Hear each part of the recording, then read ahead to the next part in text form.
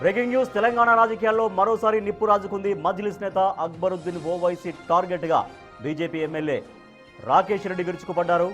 అక్బరుద్దీన్కు ధన్యవాదాలు చెబుతూనే కౌంటర్ ఇచ్చారు. హిందువులపై ఇంకా హీనంగా మాట్లాడాలని సూచించారు.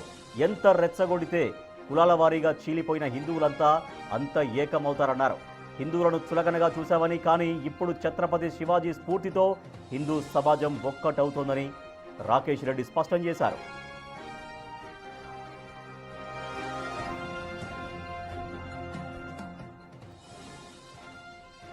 అసలు పాములు ఎవరో ఒకసారి ఆలోచించుకోవాలని అక్బరుద్దీన్కు చురకలు అంటించారు రాకేష్ రెడ్డి.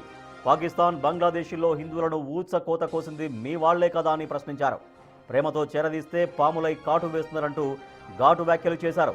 హిందువులకు మీరు ఎప్పటికీ శత్రువులేనని, ఈ విషయాన్ని హిందూ సమాజం గమనిస్తోంది అన్నారు ఎమ్మెల్యే పైడి రాకేష్ రెడ్డి.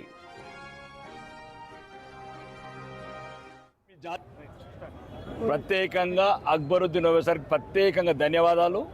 మా హిందువులని ఎంత హీనంగా మాట్లాడుతావు అంత హీనంగా మాట్లాడు. నువ్వు ఇప్పుడు కొత్తగా కాదు మాట్లాడేది, ఈరోజు కూడా చెప్తున్నావు. ఆడు రెడ్డి అయినా, కాపైనా, వెలుమైనా, రావైనా మీ కాళ్ళ దగ్గరికి రావాల్సిందంటే సిగ్గు శరము లేని జాతి మాది.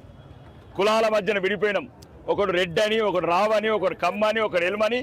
ఇదే నీకు చులకనైంది అక్బరుద్దీన్. మేము హిందువులుగా మారుతున్నాం. ఛత్రపతి శివాజీ స్ఫూర్తితోని మేము హిందువులుగానే ఉంటాము. నీళ్ళ ఇంకా తిడుతూ ఉండు హిందువులు. చీము నెత్తురు లేని, రక్తం లేని జాతికి నీలాంటి తిట్లే. నువ్వేమంటున్నావు? మేం పాములమా? పాములైతే 3 కోట్లు 24 కోట్లు అయినరా? 6,000 మసీదులు, 6 లక్షల మసీదులు అయినాయా? మీరా పాములు మేమా?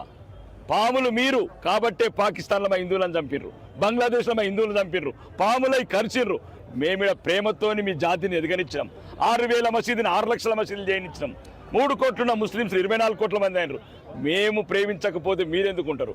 కాబట్టి నువ్వు నీ గుణము మార్చుకోలేదు. ఎప్పుడు హిందువులకు శత్రువులే మీరు. ఓవైసీ బ్రదర్స్ అంటేనే హిందువులకు బద్ధ శత్రువులు.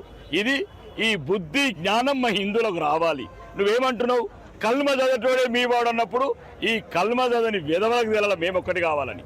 కల్మ చదివినోడే నీ వాడైతే 120 కోట్ల హిందువులం కల్మ చదువుతున్నాం కదా, మేమందరం ఒకటవుతాం. దానికి సరైన సమాధానం చెప్తాం. ప్రత్యేకంగా